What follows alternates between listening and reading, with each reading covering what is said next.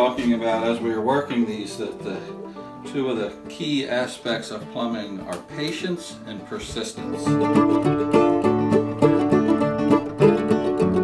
Hi guys, we're back. Morning. My name is Kelsey and this is Bill. Hi. And we're doing our first how-to video today.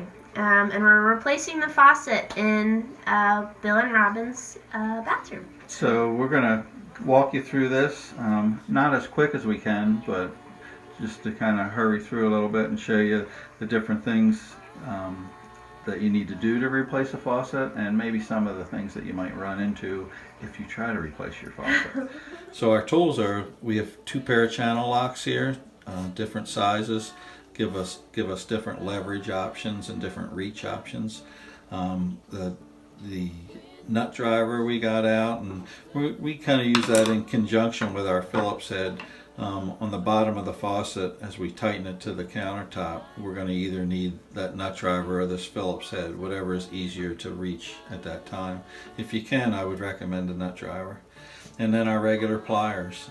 They're good for just getting in tight areas and tightening things down. We're going to use them to snug up our water lines when you see us put our water supplies back together. So they're going to be a good tool for us to have. I have already shut these off, so I'll show you that there's no water coming out now.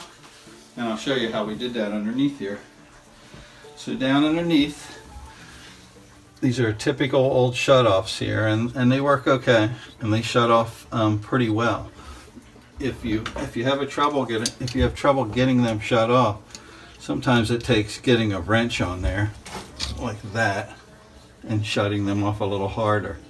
So that works, but you have to be very careful because these can break easy. So it's a gentle wrench turn. And they worked well here, and our water shut off okay. So the next thing we need to do is unhook these water lines. So we got the water lines loose there. Now we have to go up and unhook them from the bottom of the sink. Okay, so we're underneath the cabinet now, and as you can see, these water lines right here tie into the bottom part of the faucet. So we have those loose, and there, our water lines are disconnected. So our next step is to get the nuts.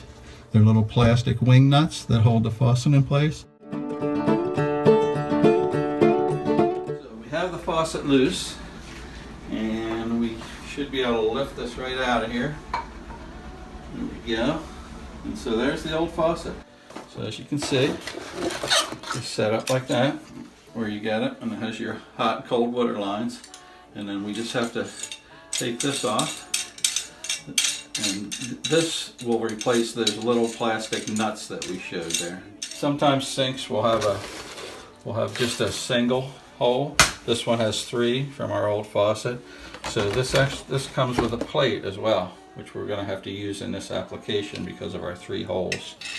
So then we can place that in the hole, put it right over there, just like that. Okay, we're under the sink.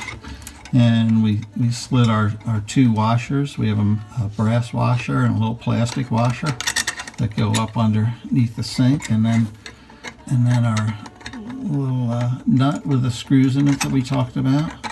We get that started. We're just going to spin that up until it tightens up on the bottom of the sink.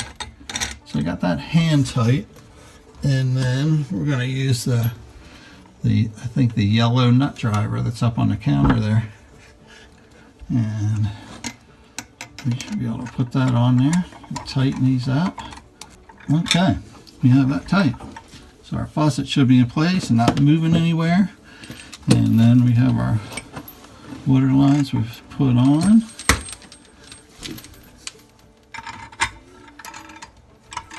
And then our next one. One for hot water, one for cold water. Got both of those hand tightened now. See, and then we'll just kind of finish them off just gently with a pair of pliers. Careful with the little copper lines that are coming from the faucet. We don't want to over tighten and twist those. So we just want to put a little pressure on the rubber gasket So that should do it for those. So now we have the upper part done. Now we just have to hook to our water lines down on the floor. The industry standard is that cold is on the right, hot is on the left.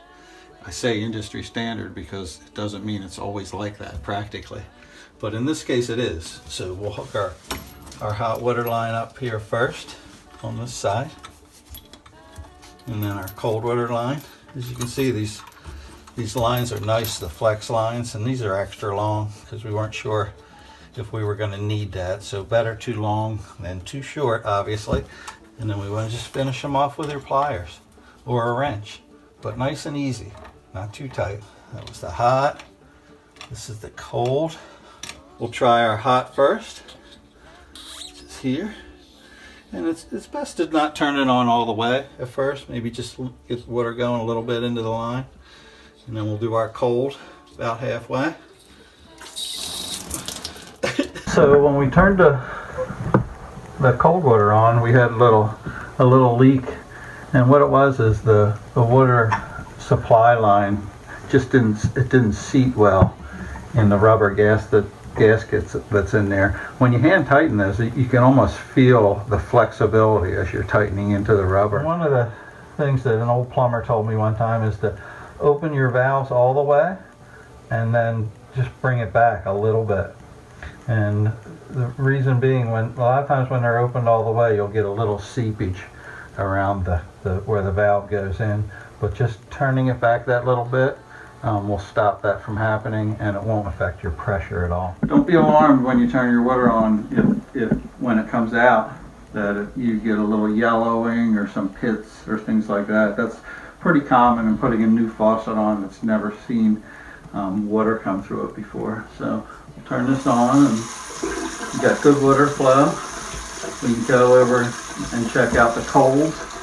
On this side, our cold water, right? Cold on the right, hot on the left. There you have it. We have a new faucet.